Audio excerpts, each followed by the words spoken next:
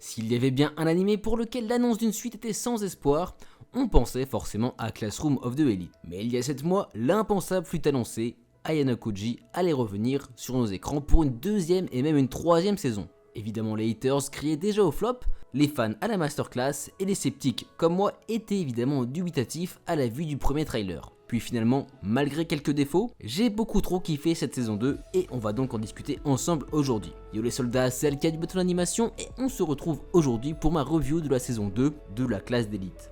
Cette vidéo fait donc écho à celle publiée en 2019 sur la première saison. D'ailleurs, je sais que Yorin a déjà fait une vidéo sur le sujet la semaine dernière. Je ne l'ai pas regardée pour ne pas être influencé, mais n'hésitez pas à aller la voir pour avoir une pluralité d'avis, ça peut être cool. Bref, n'hésitez pas à vous abonner et à liker la vidéo si vous découvrez la chaîne avec celle-ci. Et si tu connais juste pas l'animé, va d'abord voir la vidéo qui apparaît à l'écran, car celle-ci va spoiler fortement. Allez, on est parti pour le résumé de la seconde saison.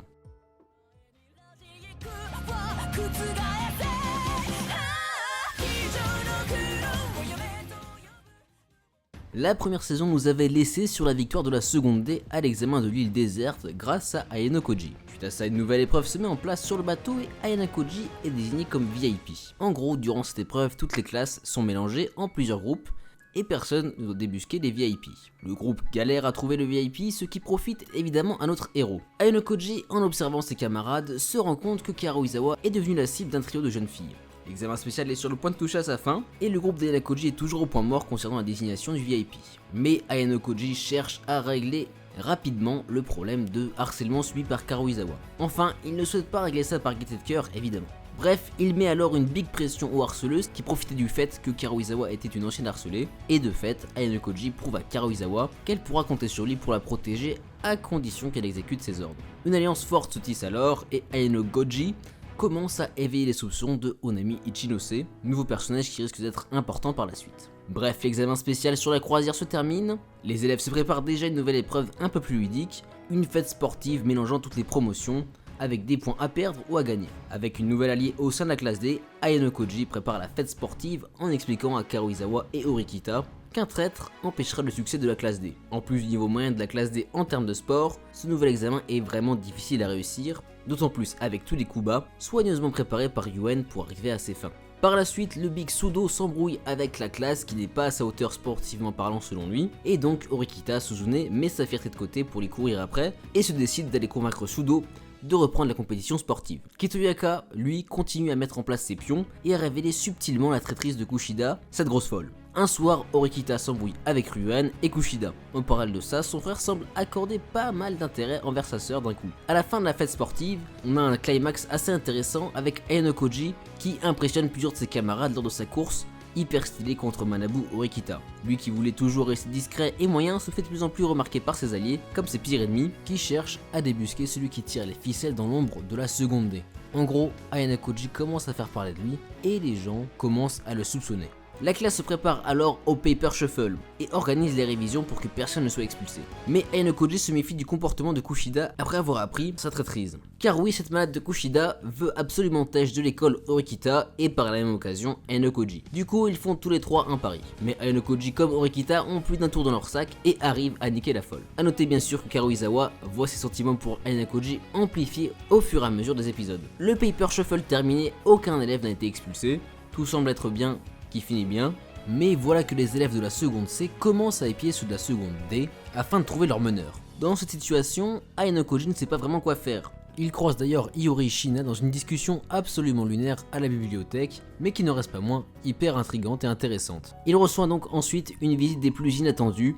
En effet, Ayano Koji a une entrevue avec son père ainsi que le directeur de l'école. Directeur qui prend d'ailleurs parti pour lui, et on apprend dans cette scène assez particulière des informations sur le passé de Kitoyaka. Suite à cette entrevue, il décide de ne plus œuvrer dans l'ombre de Susune pour permettre à la classe D de gagner en rang. Malheureusement, toutes ces actions pertinentes n'ont pas toujours plu à Ryuen, qui est prêt à tout pour le débusquer. Ryuen va alors tenter le tout pour le tout et prend au piège Karuizawa avec la seconde C, savant pertinemment que quelque chose se trame en rapport avec elle. Ryuen commence alors à la torturer dans l'objectif de trouver le nom du meneur de la seconde D, mais elle tient bon. D'ailleurs, Ayano Koji fait une big feinte à nous comme à Karuizawa pour faire monter la hype évidemment de l'anime. Puis il arrive enfin et foudroie Ryuen en 1v1. Les retombées de ce fight ne sont pas négligeables, mais heureusement le chef du BDE était au courant, et donc Ayano Koji ne craint pas grand chose. Tandis que Kei Karuizawa se rend enfin compte de ses sentiments pour Ayano Koji, ce dernier continue à tirer profit d'elle et des autres. Mais à la fin de la saison, on découvre qu'au final, Karuizawa ne le laisse pas si indifférent que ça, dans le sens où il a espoir que la relation qu'il entretient avec elle le libère de son passé et qu'il voit enfin les autres comme de véritables humains et non des pantins. Bon, évidemment Karuizawa est totalement in love du personnage, et un autre hyper important fait son apparition, Harisu Sakayanagi, disant connaître le passé de Ayano Koji, en évoquant la fameuse chambre blanche qui a traumatisé notre héros. Puis la série se termine sur les yeux du GOAT, exactement comme à la fin de la saison 1. Bon, c'était assez long, j'espère avoir pas trop zappé de détails importants. J'ai volontairement nexté toute la partie sur Satu, car elle m'a absolument gonflé, et j'estime que c'était pas forcément pertinent dans l'état actuel de l'anime.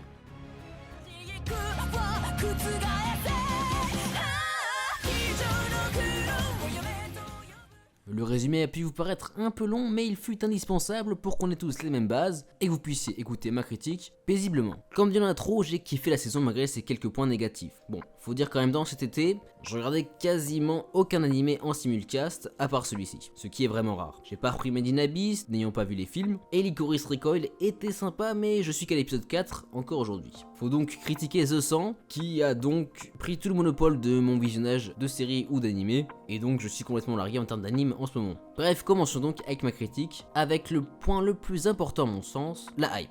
Comme expliqué précédemment, la première saison de Classroom of the Elite ne devait pas avoir de suite à cause de l'accueil médiocre des fans japonais pour la série. Finalement, une suite a été annoncée, ce qui forcément a créé beaucoup de hype pour les fans, au vu de la scène finale de la saison 1. Pour faire simple, une suite était indispensable à la série. De fait, le premier épisode de la saison 2 était beaucoup attendu de mon côté. Certes, ces trailers m'avaient un peu refroidi, mais à partir du moment où j'ai mis une croix sur l'animation et que je voulais juste un scénario un peu surprenant, eh bien j'ai kiffé. J'avais donc très envie de voir cette saison, chaque épisode me hypait, c'était carrément le seul animé de l'été que je regardais le soir même de sa sortie.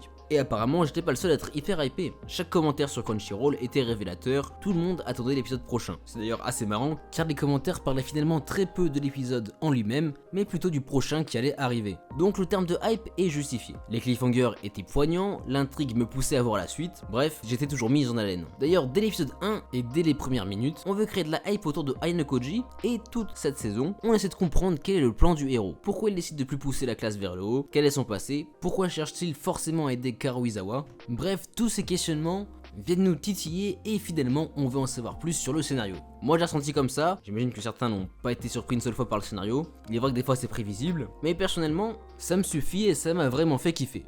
Le second point que je voulais aborder, ce sont les nouveaux personnages. Comme je l'ai dit, j'étais très intrigué par le rôle et le but de personnage de Karuizawa. Assez peu présente dans la saison 1 et totalement opposé au héros, j'étais assez dubitatif quant à son rôle dans la série. Mais finalement, ce fut une sacrée surprise. C'est le personnage le plus humain de la série, celui auquel on peut le plus facilement s'identifier. Et j'adore m'identifier à des personnages dans des animés, que ce soit pour leurs sentiments, leurs réactions ou même leur apparence. Ici, c'est pour son humanité particulière que je me suis attaché. Le fait qu'elle s'est fait harceler et sa fidélité envers Ayano Koji nous pousse à l'apprécier selon moi. On la voit petit à petit développer des sentiments et je trouve que c'est une vraie qualité de cette saison. L'accent est mis sur ce personnage et je pense que c'est une excellente chose. De même, on nous place des personnages intrigants par-ci par-là, entre la meuf aux cheveux blancs qui a une voix calme, la meuf qui boite, le daron de Ayano Koji ou encore le président qui fait des apparitions random. Classroom of the Elite cherche à nous montrer que, en fait, il n'y a pas tant de personnages qui sont l'élite dans cet animé, mais que certains le sont, et ces personnages-là en particulier valent vraiment le détour. Il y a beaucoup de random, mais ceux qui ne le sont pas, ce n'est pas pour rien. Et c'est un peu la force de Classroom of the Elite. Quand on dit Classroom of the Elite, on pense assez souvent à une classe complète de personnes hors du commun, alors qu'en réalité, très peu sortent du lot. Par exemple, Ryuen, qui est très mis en avant dans cette saison, est l'un des seuls personnages de la seconde C à être intéressant. C'est le meneur, il régit tout par la peur, et finalement, tous les autres personnages, comme le gros Renoir Stock, ou la meuf qui demande de l'arrêter durant la scène de fight, ne semblent finalement pas appartenir à une élite particulière. Et l'on se rend compte que les personnages vraiment spéciaux ou atypiques peuvent se compter sur les 10 doigts d'une main. Mis à part ça, Kushida reste une véritable salope, ça n'a pas changé entre temps. Eurikita ne semble pas vraiment avoir évolué, bien qu'elle agisse plus indépendamment d'Ayano Koji, et ose davantage prendre des initiatives. Il n'y a pas de nouvel élève non plus, je suis donc très convaincu par le personnage de Karuizawa. Pour ce qui est du reste, je suis plutôt dans l'attente, notamment pour les personnages qui sont apparus en fin de saison. On va donc maintenant parler d'un point qui fait un peu plus grincer les dents, la réalisation. Quand je parle de réalisation, je parle de mise en scène, de découpage des épisodes, d'animation, et qui, avouons-le, n'est pas forcément parfaite. En termes de mise en scène, on est d'accord, il n'y a pas grand chose à dire. La plupart des plans sont assez banaux, et il n'y a pas particulièrement de plans qui m'ont marqué. Mis à part qu'on se tape assez souvent des plans fixes avec des visages qui parlent et tournent juste la tête. Donc c'est assez frustrant à ce niveau-là, mais la première saison était déjà comme ça auparavant. En revanche, le découpage des épisodes est plutôt réussi. Chaque épisode se termine sur un cliffhanger comme une véritable série Netflix. On veut à chaque fois voir l'épisode suivant, et comme j'ai dit plusieurs fois, ça a vraiment fait mouche sur moi. Mais bon, il faut savoir raison garder, certaines scènes sont un peu trop longues à mon goût, et on sent que cette volonté de mettre des cliffhangers vient un peu entacher le scénario, notamment juste avant qu'Ayana Koji sauve Karuizawa. La fois où il part s'amuser avec ses amis et qu'il revient après, crée une distorsion temporelle assez bizarre, mais passons.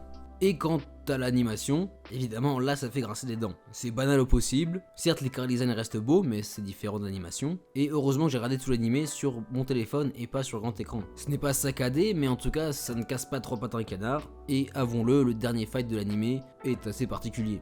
J'ai franchement du mal à le décrire. Quand je l'ai regardé, j'ai ressenti un peu la puissance des coups, mais en même temps ça paraissait vraiment très bizarre. Ayano Koji était totalement mou, la mise en scène était molle, bref je sais pas, j'ai trop du mal à expliquer. Je sais qu'au visionnage ça a fait mouche, mais en même temps j'avais un drôle de sentiment qui me montrait bien que ça aurait pu être clairement mieux, et que l'intensité des coups aurait pu être retransmise différemment, mais en même temps ce côté froid d'Ayano Koji ressortait bien dans ce combat. Bon, et j'en avais pas parlé, mais il y a plein de moments où les proportions ne sont pas respectées, les plans sont ignobles, et c'est pas vraiment de l'animation, mais plus des dessins qui sont bâclés, et on sent que les animateurs et dessinateurs n'ont pas pu travailler dans de bonnes conditions. Bon, comme on est quand même dans le point réalisation de la vidéo, parlons un peu des phrases philosophiques en début d'épisode. J'avoue que ça marche pas trop sur moi, je sais pas du tout comment ça rentre dans le LN, mais là on sent vraiment que c'est juste pour faire plaisir aux jeunes et que c'est juste pour donner une fausse dimension philosophique au récit. N'hésitez pas du coup à me donner votre avis à ce sujet en commentaire, dans le calme évidemment. Voilà donc cette saison 2 est à mon sens un 8 sur 10, alors je pense que tout le monde n'a pas un avis aussi positif de cette saison 2. Comme je dis, moi j'étais vraiment pris par la hype à chaque fois et c'est ce que je recherchais, ça fait longtemps que j'ai pas ressenti ça pour un animé en simulcast. Évidemment avec la saison de l'automne qui arrive avec Chainsaw Man et compagnie, ça va un peu changer, mais franchement sachez que ça m'a fait vraiment kiffer d'autant de chaque épisode, et je pense que du coup mon avis est un peu biaisé à ce niveau là. Puis il faut le dire, Karuizawa a vraiment porté la saison avec Ayano Koji qui est toujours aussi intriguant. Évidemment ça reste ultra subjectif, et n'hésitez pas à me donner votre note et pourquoi vous avez mis cette note en commentaire, de manière bienveillante et sans passif agressif. Voilà, la vidéo est maintenant terminée, j'espère qu'elle vous aura fait kiffer et surtout qu'elle vous aura intéressé. De toute façon, si vous m'écoutez encore à ce moment-là, c'est que ça a été le cas, j'imagine. Ça faisait vachement longtemps que j'avais pas fait une vidéo du genre, et donc j'espère que vous saurez la réceptionner comme il se doit. Et si jamais tu es curieux de ce que je fais habituellement sur la chaîne, n'hésite pas à aller voir ma dernière vidéo qui est un anime news. Je pense que le nom est assez explicite sur le contenu de la vidéo. Sur ce, c'était le cas du bâton d'animation, je vous dis à très bientôt, bye.